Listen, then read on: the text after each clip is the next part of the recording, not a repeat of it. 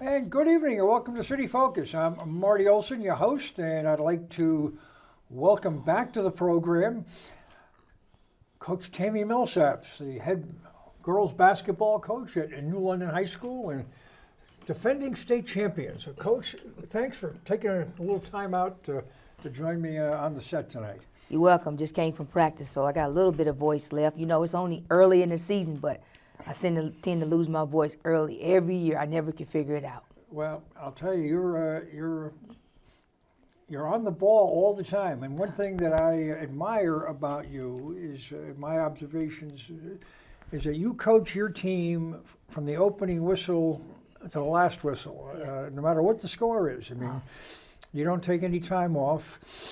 Yeah. And I happened to have the pleasure of seeing your opening game last week against Woodstock.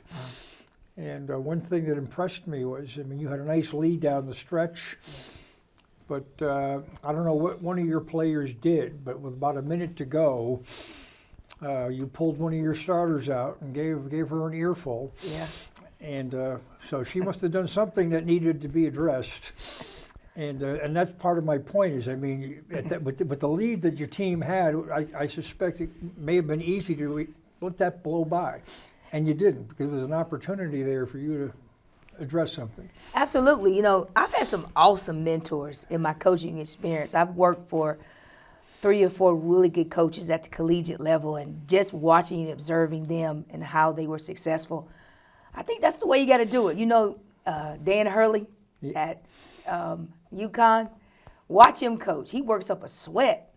And I just am that type of coach. I just enjoy, because I feel like the kids need my energy every play. I kind of coach like that because I feel like that I provide a spark for my kids.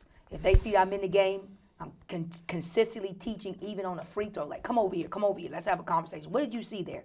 You're coaching every aspect of the game. And so the kids know that you're just on top of things, not really much they can get away with. And basketball is a game where there's constant correction and teaching.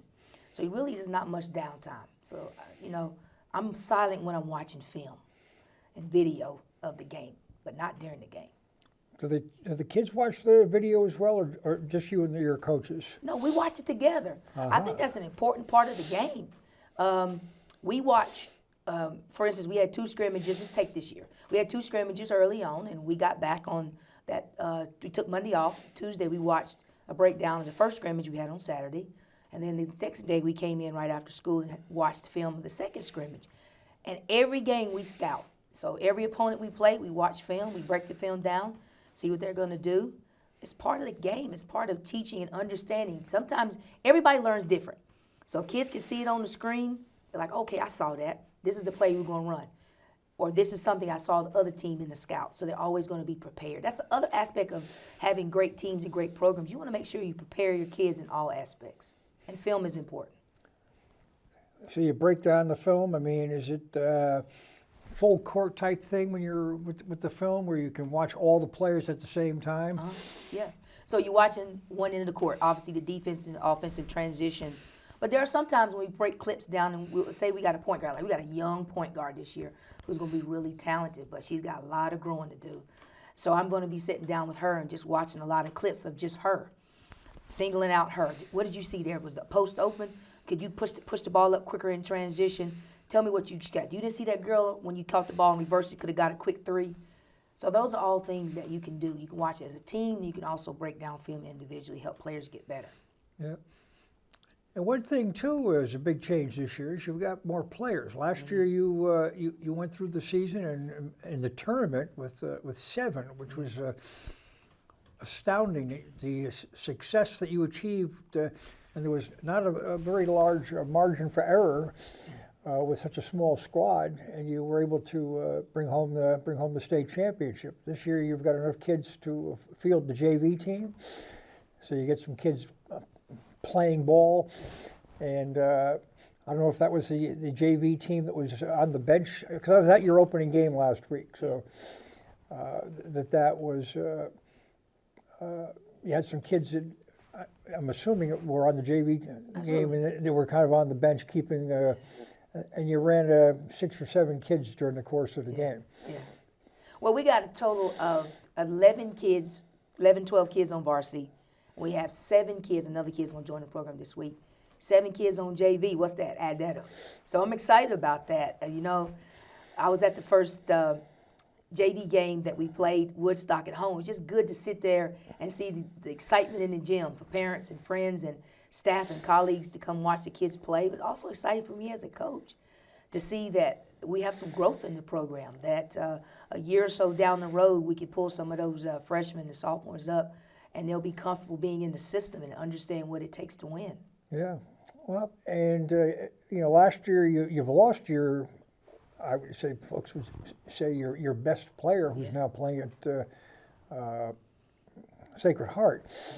Ms. Dudley, so trying to galvanize, and you've got your center, Ms. Lancaster, who played well last year, so that you've got and Dudley's sister, who's a freshman.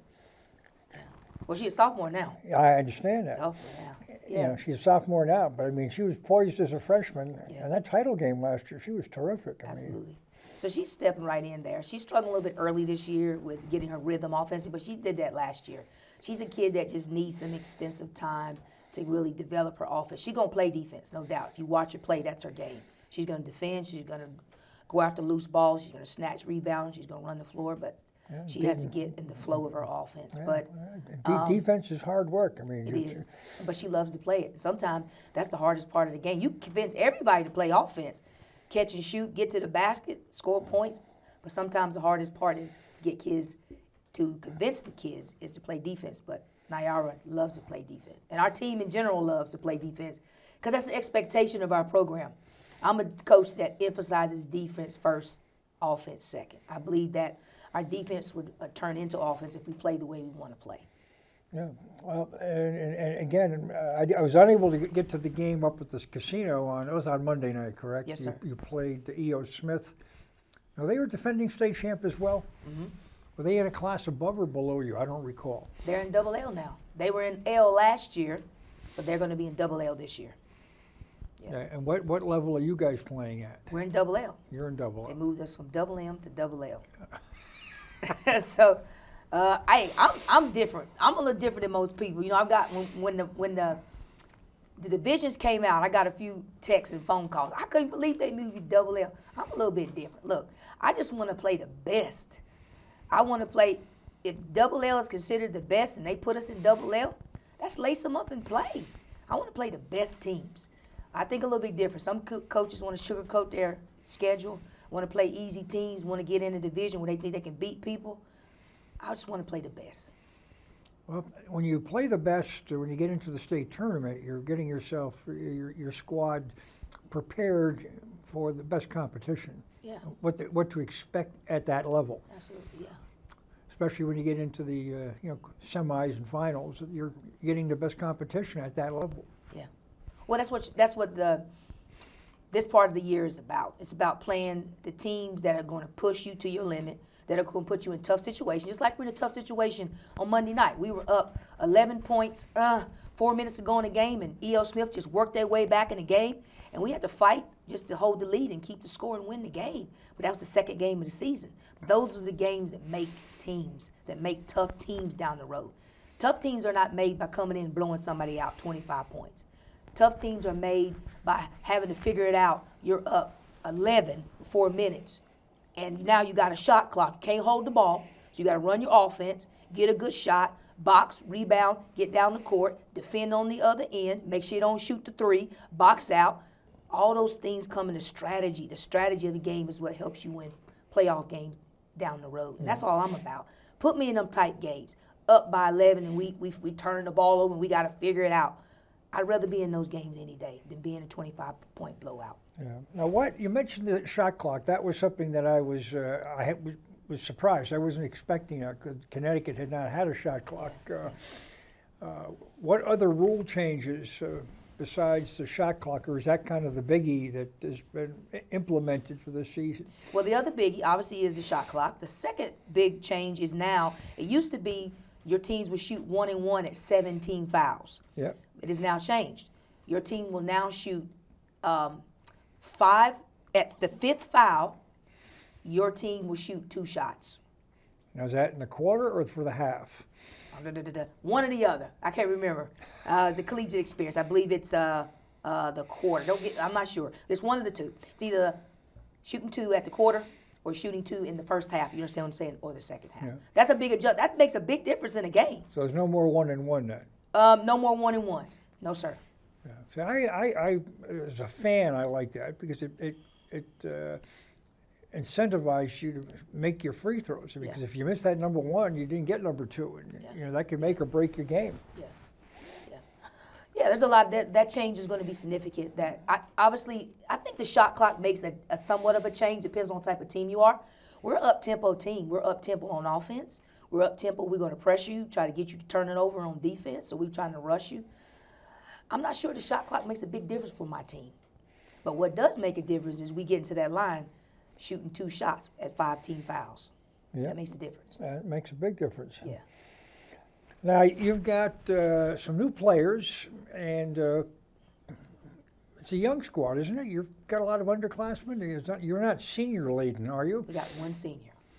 And with 1 senior with a lot of experience. And the rest of the kids, a couple of juniors, sophomore, and a ton of freshmen. And we got some talented freshmen, too. Those kids have been with me a long time. I coached a lot of those kids. I have an AAU program called New London Top Flight. And a lot of those kids have been with me since 5th to 6th grade. So they've grown up with me, so to speak. So they're accustomed to you and how you coach. They know how I coach. They know the demands that we're going to give them, the expectation in practice, what's expected outside of practice. They jumped right in and just jumped on board. However, there's something that you cannot speed up. That's called experience. You can have tough kids. You can have aggressive kids. You can have quick kids. You can have all those characteristics. But one thing you cannot speed up in any sport is experience. And those kids are going to have to play the game and learn how to win. Yep, well, and that does take experience to learn how to close. Absolutely. Just like it happened to us on Monday night. We're up 11. Well, if I read the paper correctly, I mean, the boys had a lead and let it get away, and they ended up losing in overtime. So they didn't close. Yeah. That's sight unseen, but based upon the analysis. I was at the game. That was the situation. It's one of those things. Early in the season, teaching kids how to close out games. What's a good shot? What's not a good shot? Is a good shot 35? Is a good shot? We're up by 5. I'm just saying in general, not in particular team. Is a good shot? You're teaching these kids things. Is a good shot if there's 25 seconds on the shot clock and we're up by 6? Why are we shooting the ball, shooting threes? But kids like, I was open. But it's a good shot. They need to learn the difference. And some kids have to be taught that because they think because I'm open, I should shoot it. Does that make sense? It certainly does to me. So those are teaching moments that you're teaching during the timeouts. That you're sitting in film watching. You're breaking those things down in film. That's terrific. Now, you have, with the holidays, what's your holiday schedule? You got a game this Friday. Yes, sir. And that's on the road. So it'd be actually you've got your home, a neutral court. Now you'll be playing at East Lyme. Yeah, Friday with East Lyme, and then Saturday we're headed up to Boston. Play a really good team that won the state championship called Boston Cathedral. We'll play them on Saturday afternoon. Should be a great game. You know, the coach at Boston Cathedral and I have been great friends for a pretty good long time. We played each other every year for the last 2 or 3 years, and I was at Capital Prep, so I know he's going to bring his A game. And now, is this on their court or is this on a neutral court? It's on his court in Boston. So it's going to be a physical game. It's going to be a game where you got to be sharp, step to passes, got to box out. You're going to have some great, not only just great athletes, but he does a great job of executing his half-court sets and utilizing his speed and quickness to help to make you turn the ball over and take quick shots. He played very similar to the way we play. Okay, well that's Boston Cathedral on the schedule is listed twice. I don't know why, but Yeah. And then you follow that up a week later. You're going to Rhode Island. Yeah, North Kingston. We've established a relationship with them as well. Coach up there They're one of the better teams in Rhode Island. With big school. I think they're one of the biggest schools in, and they won. Did he win the state championship last? Either he was the runner-up or they got in the semifinals. But it's a program that traditionally is in the state championship game or in the semifinals every other year, and he does a great job. It's going to be a good game. We played him here last year. Tough game, and it'll be a solid game there as well. Well, I see that you've got, I think, at least one other out-of-state trip. Apparently, none of these folks are coming into town this year. You're on the road for these. Yeah, it was a tough schedule. If you look at our schedule, we only have 8 home games. Do I like that? Absolutely not. However, sometimes you make those phone calls. Sometimes it's hard to get people to come play at home. Some people want to play at home, but I'm a little different.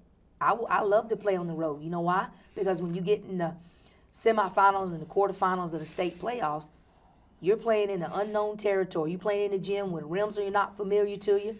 It's crowded. It's loud. People are obnoxious. If referees make a call or not make a call your way, everything's about setting up for the playoffs. And so when you make those calls and try to get home games, people say no. Okay, then I'll come play you, or I'll go somewhere else and go play in a good tournament somewhere else. Okay. So this year we're going to be playing in the Rose Classic again in Brooklyn against 2 really good teams out of New York. And that's a 2-day affair. Yes, sir. So you'll stay down there. You're not playing pinball, commuting back and forth. No, we've done that the last 2 years, and that wears and tears on the kids. That's about a 3-hour bus trip down there, and then you get off the bus and you have to play an hour and a half. Then you come back on Saturday and have to practice, then jump back on the bus and ride back down to Brooklyn for a 3.5-hour ride. It comes for a long weekend, so I decided this year just to get back to back. Mm-hmm.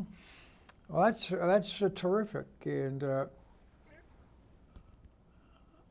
I'm able to, I'll try to get to as many of your games as I can. I enjoy watching your teams play. Yeah. Try to get Mr. Cornish's team in too. I mean, I'm not going to say I'm totally biased in your effect. Yeah. I like the green and gold. They're playing well too. They green and gold on God's side. They look good the other night. Like every coach, I'm sure Coach Cornish will tell you there's some things they could have done, but it's early in the season. Those are things you can change really quickly. And coaches make those adjustments. Now, the one of the things that was impressive to me watching your opening game, and I anticipate, unless there's a major change, that I'll swing out to East Lyme to watch you play on Friday night, is that your team is quick, and you mentioned your guard play, and these young ladies are pretty young that you've got running your offense. Yeah, I got a point guard running the show, and I tell you what, she can do 5 great things, and then that 5th thing, she'll turn that darn ball over.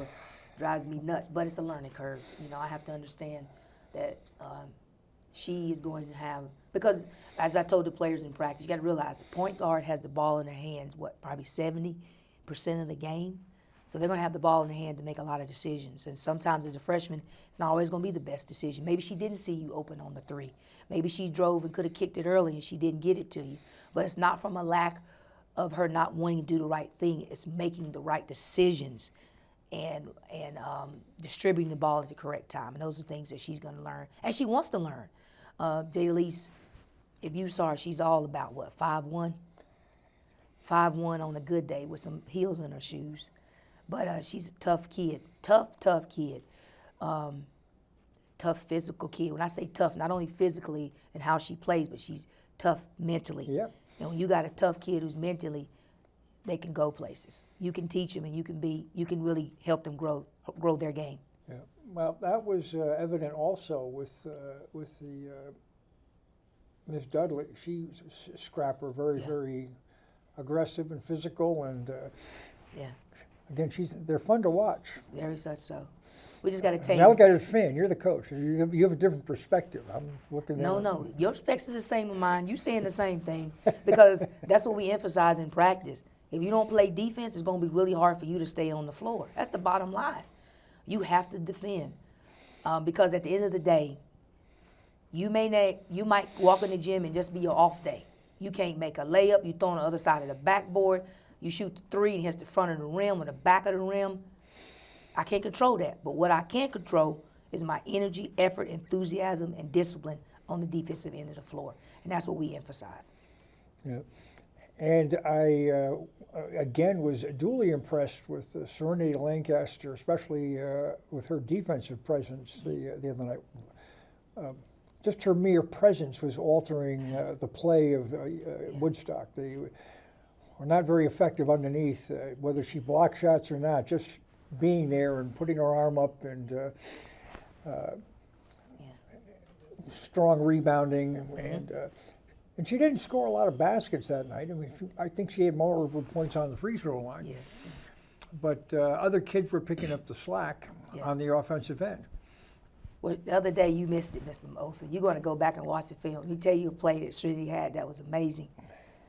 One of the girls from E.O. Smith got the rebound and passed it forward to another guard on the team. Serenity was trailing probably 6 or 7 steps behind. In transition, the other girl, E.O. Smith, was trying to go in for a layup. Serenity sprinted and got back and punched that ball right out of the gym.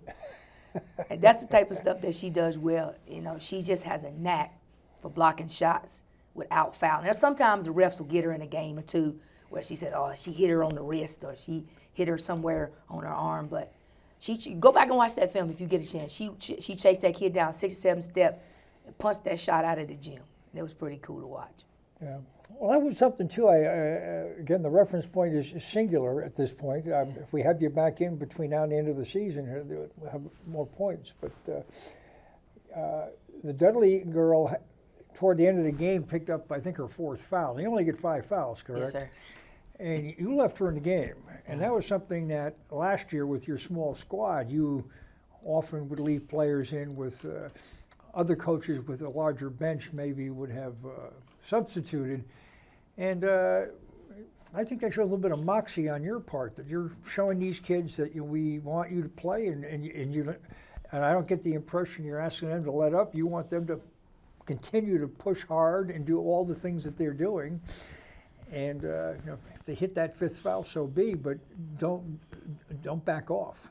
We don't want to back them off, but we also want them to play smart. Like, you got 4 fouls. Like we talked about today in practice, Kiani is fouled out twice, and we only played 2 games, and she's fouled out every game. So we said, Kiani, official's not going to adjust to you. You got to adjust. So let's talk about it. We gathered a group. Like, how are you fouling out?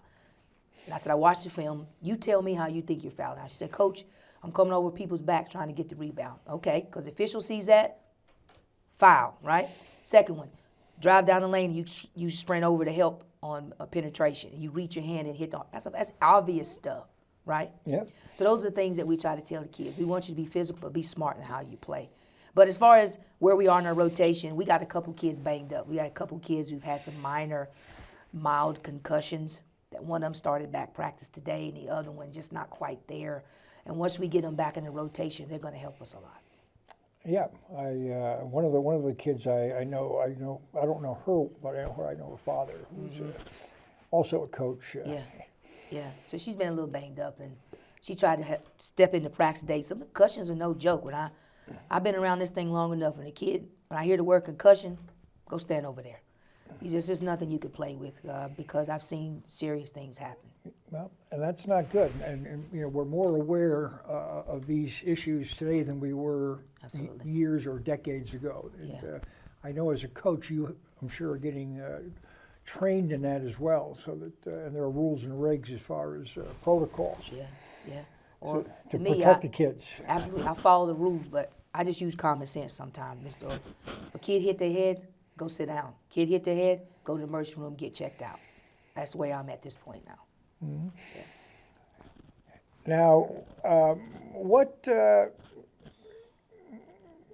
you providing, or what are your expectations for these young ladies academically? I mean, these in order to play, I assume that they've got an A.B. in school, and they've got to be performing academically at a certain level that they need to know that this is our standards. Absolutely. Academics have to be a priority. You know why? Because we have kids that are going to play at the next level. No college coach is going to come knocking on my door, give me a phone call, send me an email, and continue to follow a kid that has a bunch of C's, a bunch of D's, and an F. You know, college coaches will tolerate a D here and there, a C, but not a stack of C's. They want to see A, B's, and maybe a 1 or 2 C's. You know, depends on the type of school you're trying to get into, right? So we emphasize academics because that's the key to get you to the next level. We say that the athletic piece is important, absolutely, but you have to be able to meet the criteria and the requirements academically to get into the institution, both the GPA and the sliding scale at Division I and SAT scores. That has to be the forefront of what we're trying to do. Now, do you, are there tutoring provided for these kids, or is it a team study hall time? Yeah. I mean, how, to ensure that these kids are putting in that time, you're not just having practice, patting them on the fanny and sending them home and crossing your fingers that they're going to do their assignments? Well, at this staff, what we do for our program is the days that we practice later, we have study hall. Study hall is at least an hour and 15 minutes. And also do grade checks. So the kids have to come up, we meet one-on-one and say, pull out your power scoop. Let me see the grades. Not only the grades, but let me see your tardies, let me see your attendance, because that says a lot about the grade too. So, and we do try to do a good job of rewarding kids if they have, like for instance, if a kid has a high GPA, we reward. Or if a kid was in a struggle bus and she pulled a grade up from a D to a B, we try to reward that too. It's not always rewarding an A+ student. It's also rewarding the kids who are showing some level of improvement, both from an academic standpoint and from an attendance standpoint as well. Yeah, well, that's important. I mean, not every player is going to play professionally anywhere on the planet, never mind the WNBA. Yeah. And quite frankly, not all that many are going to play college ball. That's right, a small percentage. But the one thing I've learned, Ms. Olsen, is this. In coaching young women, I've learned that most of the young women really take their academics seriously. They care about being great students. They care about having A's and B's. They care about being on the dean's list, being on the honor roll, trying to be in a National Honor Society. I've just had to always, even at the collegiate level, kids really at the collegiate level in high school, the girls in particular, from my experience, really want to be solid student athletes.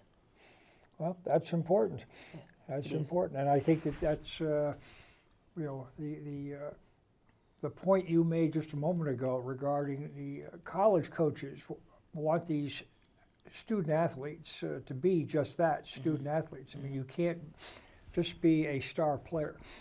No, because what happens if you have a kid that is academically challenged and you know that coming out of high school, because this is what happens at the next level. The college coaches know you're going to have to babysit that kid all the time. You got to have a coach sitting on that kid, meaning waking them up in the morning, getting them to class, making sure that they are getting their studies turned in. So they understand when kids with the low GPAs, they're going to be high maintenance at the next level. Because if they don't have those skills there, college is even harder at the next level. It's not going to be easier. So if they want to keep that kid, they got to figure out how to keep the kid academically eligible. So they want to recruit kids that have a solid foundation academically. Yeah, that's for sure. And you know, and the big challenge at the next level, I believe, is it's time management. I mean, you know, when you're up through high school as a student, things are pretty regimented. I mean, you get up in the morning and hopefully you have breakfast. You hop on your bus and you go to your school, and you're in class all day, and then after school you're going to practice and having your study hall. Heading home, have dinner, and you know, do some homework and go to bed. Repeat. Yeah, absolutely. When you're in college, you may have you know, one class on Mondays and Wednesdays, and 2 classes on Tuesdays and Thursdays, and it appears you've got all this free time. And all that free time is when you're supposed to be doing your work, and then throw a little practice in, and working out. You said a little practice. It's a lot of practice at the next level. These coaches are getting paid a lot of money, and they realize that their livelihood depends on 17 to 20-year-old young men and young women. So they're going to make sure that they put the time in, make sure they get the practice, study halls, all the things that are academic meetings, all the things necessary so they make sure the kids are prepared. It's a lot of work at the next level. If people don't really understand it, they've never experienced it. It's something you really have to experience to understand it. You can watch it from afar and say, oh, those for kids from UConn, those kids from Auburn, those kids from Georgetown play college ball. But until you walk in them shoes, people don't realize how tough the demands are on student athletes at the next level to perform in the classroom, to perform on the court, study hall, athletic training, get in the training room, taking care of your body. And they want to be a student too. They want to go to a little party on Saturday night. They want to do a little something to enjoy. It's a tough balance. Yep. Yeah. Enjoy the college experience. And college coaches want you to enjoy your experience, but not too much. Not too much. Have you run into, in your own program, or have you observed anywhere in the state the issue of a name, image, and likeness at the high school level? I have not in Connecticut.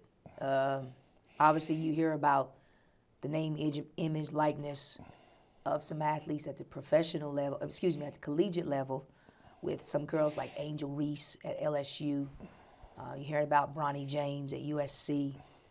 You hear these names of athletes that are getting these NILs, and it's quite an interesting perspective, I'd say. Because, I played collegiate basketball, and when I played, it was an experience where your scholarship was how they paid you. Yeah. Right? And now it's all about kids are looking for the highest dollar.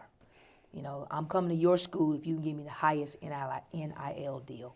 So that's what collegiate athletics is turning into now. Movement at the collegiate level as well as the high school level is a lot easier than it used to be. Once upon a time, at the high school level, if you transferred to another school, you'd have to sit out a year. I don't know if that's quite like that now. At the high school level? High school level, and even collegiate. If you were moving up from Division II to one, you'd have to park your butt, and you could maybe practice with the team, but you couldn't play. Yeah. Well, the one thing is this for sure. The COVID changed a lot of that, where the rules were changed, where you could transfer and not have to sit out the following year because of the COVID rules. I'm not sure if they will get back to where if you transfer, and it's other rule too. If you transfer conference inside the same conference, Yep. It used to have to sit, but COVID changed a lot of that stuff. So I'm not sure what the NCAA will do moving forward to kind of cool down things, so to speak, because people just jump and ship like crazy. Because I look at it like this. I'd be really upset if I had a kid that I really nurtured and developed and put a lot of time into developing on the court and developing in the classroom and developing as people, and then she just jumped ship and somebody reaps the benefit of my work. That would make me upset. Wouldn't it make you upset? Sure it would. Somebody's reaping the benefits of the work that I put in with this young person. And I'm that's getting what's upset happening. just listening to you. And that's what's happening at collegiate level. But it's not much you can do about it because the NCAA is allowing these things to happen where kids can, and you talked about transfer. You can transfer down.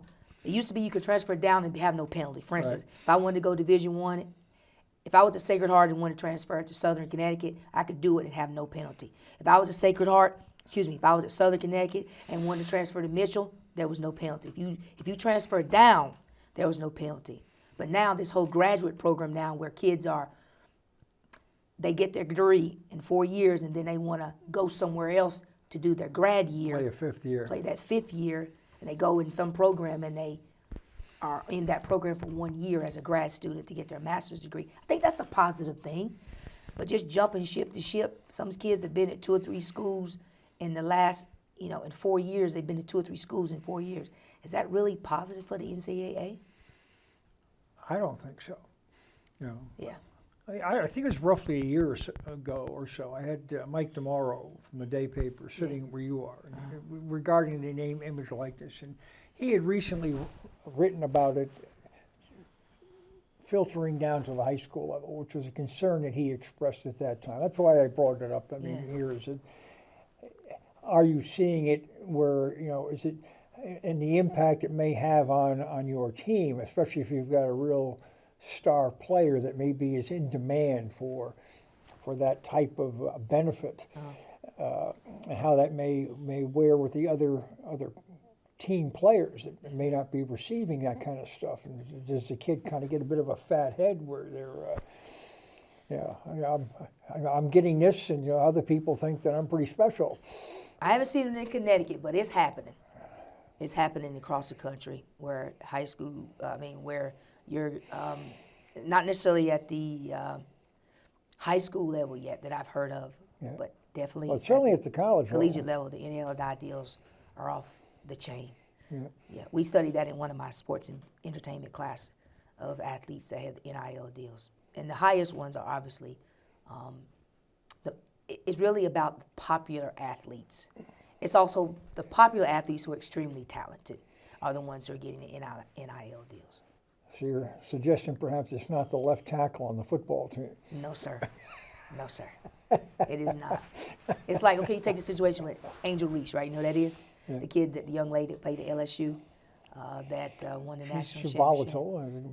Yeah, and after the NCAA tournament was played, her NIL deals skyrocketed, all because of exposure, and plus she was on social media and all these things, which brought her more prominence and brought her more attention.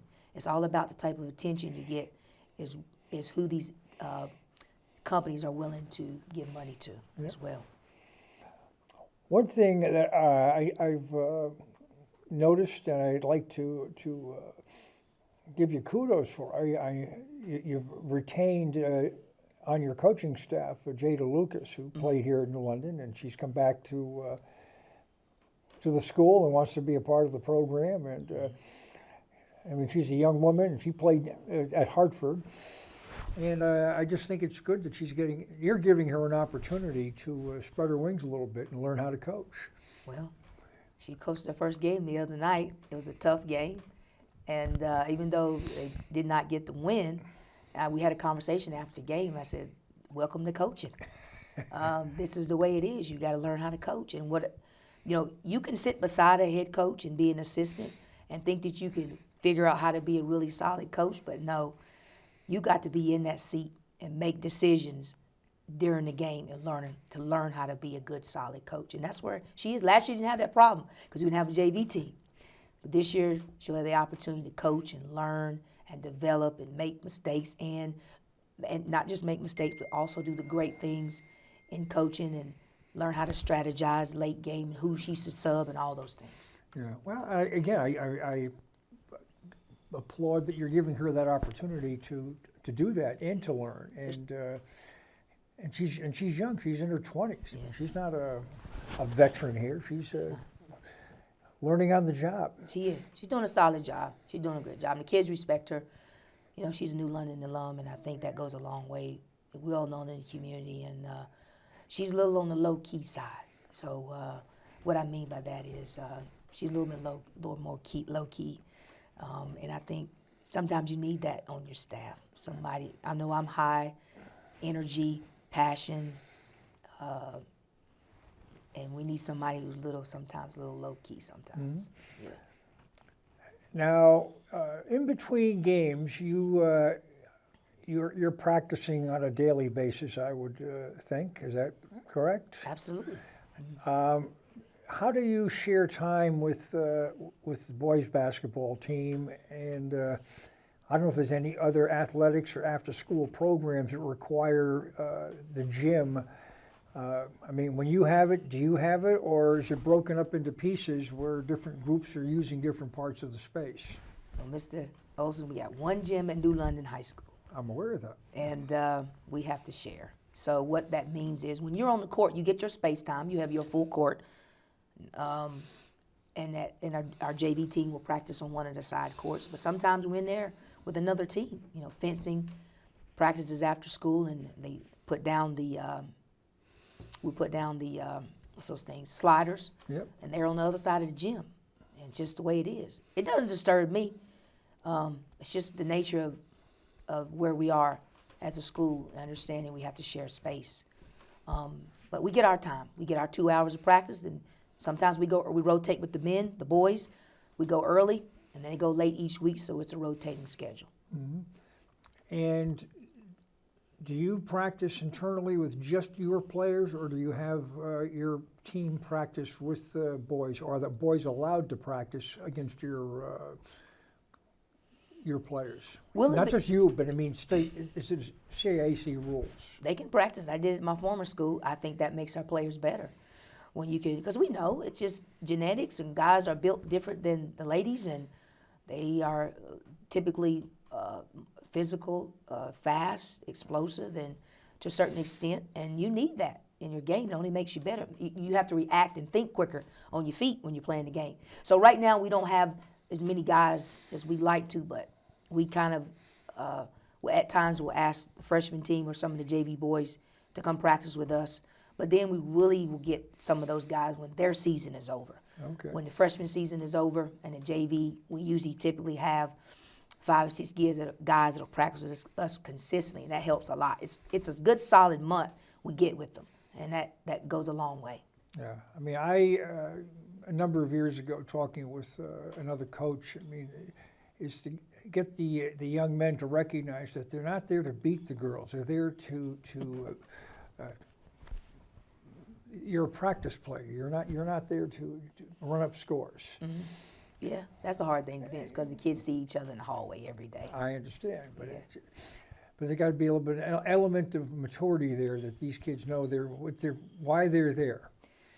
Absolutely. One thing I'm learning is this: when they in my practice, you do what the coach says. So you start messing up, you're gonna get line with everybody else. And that usually cuts a lot of that foolishness out really fast. I suspect so. Yeah, it cuts it out real fast. Yeah. Well, I recognize that you're early in the season, and but what are your goals and expectations for this new season? I mean, you've got your conference schedule. You got some good conference competition. You're doing some trips, and do you think you have the capacity and the skills to visit the Mohegan Sun again at the end of the season? I'm not afraid to say it. Absolutely, yes. I'm that way. I'm built that way. When I come into this, I remember last year, Miss Olsen, it was our, you don't laugh, it's our second day of practice. We had 4 kids, and I'm over there talking about winning a state championship. The kids looking at me all crazy. But yes, I'm that way of thinking, that when we go into a season, if we ain't working towards anything else, then why are we here? If we're not working towards the ECC tournament first, we got to win that. That's what you want to win. And if we're not working towards advancing the state playoffs and winning whatever class we in, then why are we here? We're not here just to get second place in the ECCs and go to the first round and get bumped out. Not in this program. I just feel like I have a winning mentality. And we instill that in our kids very early. And we talk about it. Like, one of our things is we say 1, 2, 3 Whalers, 4, 5, 6 state champs. Well, I think that's terrific. I mean, I Instill know it early. that Coach Parker, who I've known virtually my entire life, his goal was always a state championship, That's and right. he talked about it. All the time. And I think it maybe have rubbed some of the folks in the conference a little bit raw, but I don't think he was all that worried about it. I mean, his goal was state championships. What they goal then? What's the other coach's goal in the conference? Well, beats the heck out of me. I'm just. If they ain't there to win the ECCs or win the states, what y'all there for? Well, It's a good question, huh? it is a good Fair question. I think that if you instill that mindset in the kids and you always are talking about it, it's not the elephant in the room. We're going to talk about it. We're talking about, like, if there's such a situation, we said after the game on on Monday against E.O. Smith. Look, girls, this is the type of teams we're going to see in the semifinals of the state playoff. These are the games we're going to see. We're always talking about it. It's always on the table. When the kids always hear it, their minds are always turning towards what it takes to be state champs. And that's the conversation that we have every day on some level. Touche. Yeah. You know, one thing I wanted to inquire about is that what does the athletic department provide for your team, and what do you have to do to pick up some of maybe little extras that are not in your budget or in Orbee's budget for you, to see, for lack of better words, spice things up. For instance, I mean, you're making a trip to New York. Yeah. You're going to stay overnight. I suspect that that's not in your budget. It's not. So those are things you got to go out and fundraise for, and we do that in our program. You know, we start in the summer. We do a couple fundraising events in the summer, and then I'm not afraid to ask people in the community for some dollars. Yeah. I think if you have a solid program where people can really see that the kids are playing hard, working hard, and moving on to the next level, why wouldn't somebody want to give to a program like that? Well, and that's the way I feel, and I'm not afraid to ask people for some dollars. Yeah, and I agree with you, but I also know folks in the community that they don't understand that. They say, well, geez, you know, education gets millions and tens of millions of dollars, and why can't they just pick it up within the school budget? And how do you respond to that? How do you, if you're asking somebody for assistance, how do you promote that to let them know that this is over and above? Mm-hmm, mm-hmm. Well, I think when you reach out to folks and you're asking people for a specific dollar amount, they want to know a little about the background of the program. They want to know about the background as far as, sometimes they are interested in success of the program. They want to know what the money is going towards. They want to know how the kids are performing in the classroom. They want to know what is it that you have in your program already that is helping the kids meet the needs of what they need. You know, those are questions that are important, that are relevant. And you just be honest with people straight up front. You know, it's just the way a public school system works at times is you have many teams that have many needs, and sometimes you don't have enough resources to fill all those needs. And sometimes, most of the time, most programs are going to get the basic needs.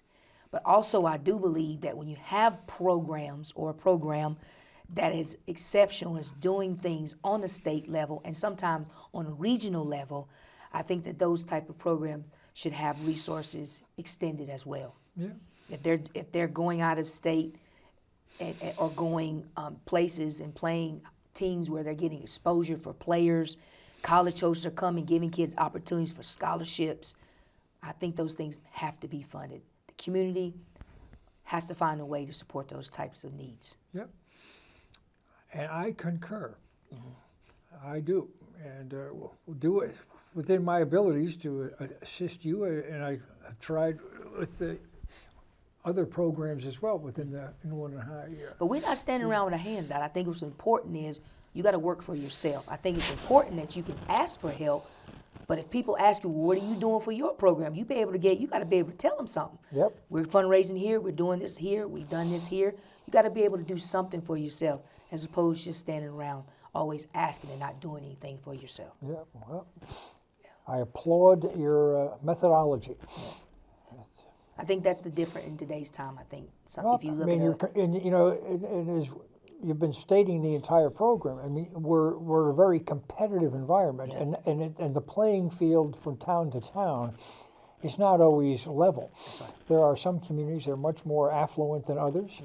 Mm-hmm. London is not known for being in a very affluent community, and if our kids are going to get some of the things to be able to compete with our neighbors or other parts of the state, we need the community to get behind the program. Absolutely. You know, one thing that when I first started the AAU program in New London, everybody was saying, well, just send an email.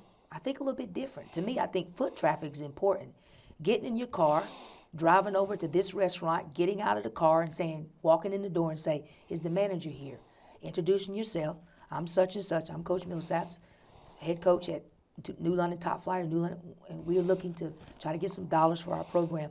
I've found that more people are willing to support when you make that personal connection, walking up to the business and introducing yourself and taking some information that you can show them this is what we're trying to do for the program, as opposed to today's time where people just want to pick up the phone or just send an email and ask for the donation. Mm-hmm. People feel that personal connection when you step outside the box a little bit. I concur. That's been the success of, as you're aware, I mean, I'm active in the New London Kiwanis Club, and our big fundraiser is an annual golf tournament, and the success of it is when members are out personally Yep. asking for help in the community. They're not sending emails, as you said. Right. Yeah. Emails are easy to delete Yeah. They are. or ignore. Or somebody will say, I didn't get it. Absolutely, yeah. So yeah, those are the things we're doing. I think we're still building on that fundraiser. We need some, and also some bigger projects that we're trying to get to the school to help fund the program. Yep. Well, we're getting down to our last few moments here, and is there anything that we haven't tapped into that you'd like to share with the audience that maybe I haven't poked and prodded here with you? Absolutely. Well, Look, we need more people in the stands, man. The game is so much more exciting when you have staff, you have family members, you have colleagues, you have friends in the neighborhood that come out and support the kids. You can never have enough support. I think now with this networking where people can just log on now and watch live games, it's taking some of the fans out of the stands. I just love to see more people get back in the building and get back in the seats and cheer on our kids because they need it and they deserve it, quite frankly. They've earned it. That's what I want to say. They've earned the right to have the opportunity for people to come and watch exciting basketball. So that's one thing I would say. Come on back out. Get to the games. I think you will enjoy what you see. I think you'll fall in love with the kids and enjoy some good basketball. Well, I agree. I enjoy watching our kids. Yeah. And I have since I've been out of high school a long time, but I've always followed New London athletics. I'm a New London guy, and I think it's terrific. And I think it's important for the kids to know that there are community members and community leaders that are paying attention to what they're doing. Absolutely. That happened. We won a state championship. People came out of the trenches with emails and inviting us to different places to celebrate our success. But like you said, it's a new year, and we're excited about this season. And when we think that we have just as good a chance as anybody in Double L to get to Mohegan, but it would also help if people would come out and support the program and support the kids. Well, I think that as the season wears on, that you'll be building momentum, and the fan base will also grow. Yeah. I really sincerely believe that, and that'll be good. So when we get toward the conference tournament as well as the state tournament, that there'll be a good large backing from the city of New London for the Lady Whalers. Yeah, and I also like to say for a lot of the young kids in the community and the parents of the young kids might be watching right now, but the young kids is that New London is growing. That program is going to be around, and we got some solid players that are coming up. Come join its success. It's a great place. You're going to be taught the game. You're going to have fun. You're going to have to work hard, but we're going to win. We're a winning program. So we want the young kids in New London to stay in New London and come to New London High School and bring their academic endeavors there and bring their athletic gifts there as well. So we'd love to have you there. Yeah. I know that and we'll have to close in a moment, but that the young women, that the young kids look up to them. And I hope that they recognize that and realize that they're representing not only themselves, but they're representing the school and the community. And Yes, sir. that they're little heroes there, so they got to take things seriously. Not that they have to be stiff, just enjoy the ride, but take care of business. That's right. That's right. All righty, listen, thank you so sir. much, Coach. I Yes, sir. appreciate your time always. Great. Folks, you've been watching City Focus. I had Coach Tammy Millsaps in tonight. I always enjoy having her in, and thank you. And we'll see you again next week on City Focus. Good night.